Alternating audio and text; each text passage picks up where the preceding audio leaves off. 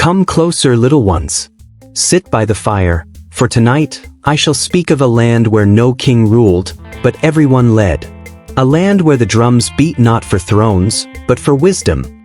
That land was called Umuaka.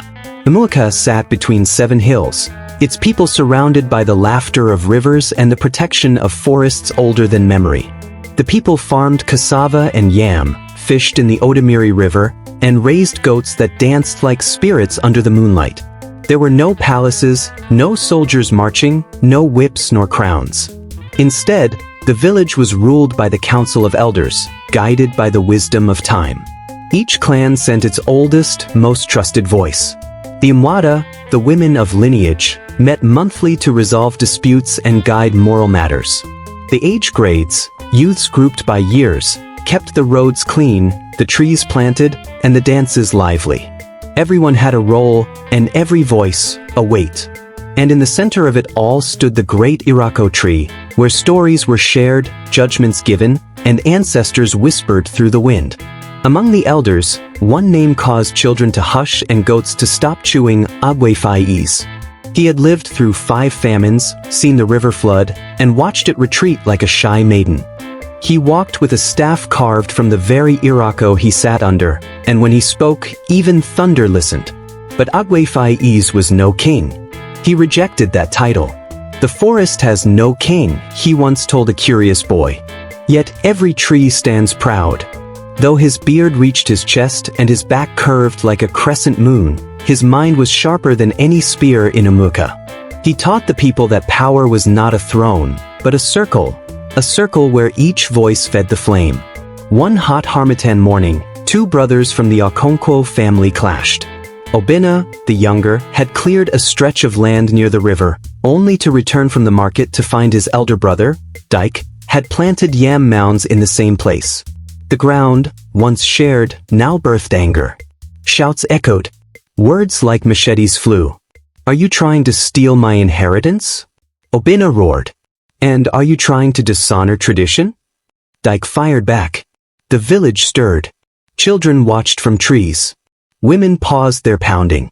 Even the goats sensed tension in the air. By sunset, the council of elders gathered under the great Irako. The air was heavy with silence. Obinna and Dyke stood apart like warriors before battle. Between them, a dusty stretch of land that once meant unity, now symbolized war. One by one, the elders spoke. Ozo Udena recalled the boundary rights of the ancestors. Mama Nwosu of the Umuada reminded all of the mother's role in land blessings. Youths from the age grade recounted what they saw that morning. When all had spoken, Agwefai's rose, gripping his staff. Agwefai's, calm but firm. Land does not speak. But we, the people, do. And when our tongues turn to spears, the earth will not feed us. Let this land be shared again, not in silence but in trust. Let each brother farm, but let each also plant peace. A silence followed. Then tears flowed. The brothers embraced. A goat bleated in agreement. The village exhaled. Months later, a strange boat glided into the river like a metal fish. Out stepped men with hats too tall and words too fast. They brought mirrors that showed no soul, and wine that burned like fire. They asked, "Where is your king?" The villagers laughed politely.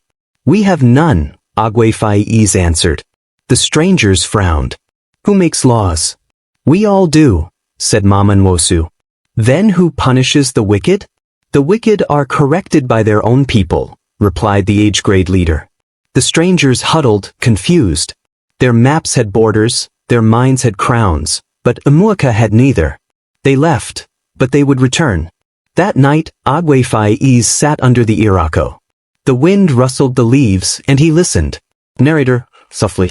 For in Umuaka, the trees remembered what men forgot. The spirits warned him, "The ones who ask for a king will try to crown themselves in your place." He sighed. "Then we must strengthen our circle.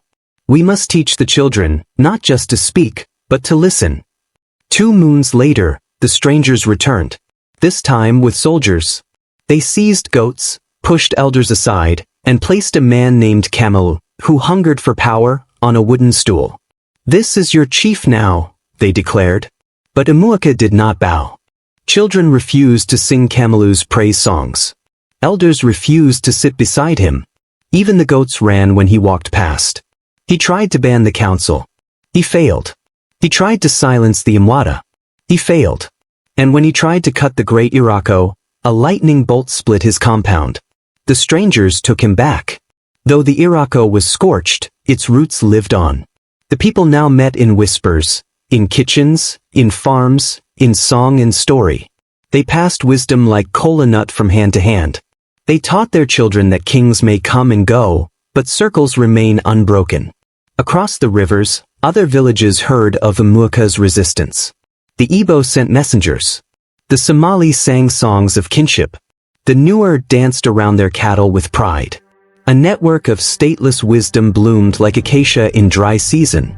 Years passed. The strangers grew tired. They could not find a king to control. They could not break the circle.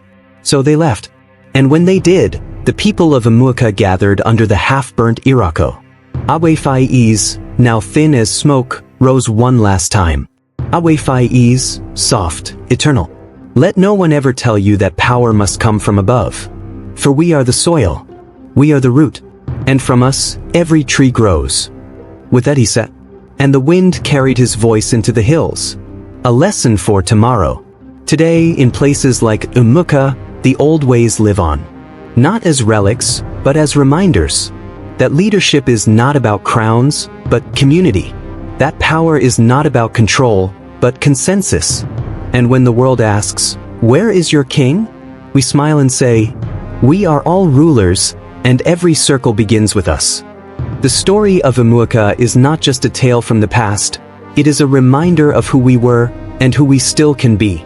In a world obsessed with power from above, may we remember the strength that lies within us. The strength of the circle, the strength of community, the strength of listening. If this story moved you, like this video, subscribe to African Scrolls TV Folktale, and share it with someone who needs to hear the wisdom of our ancestors. Drop a comment below. Do you believe true leadership can exist without a king? Until the next tale, stay rooted, stay wise, and remember, the circle never breaks.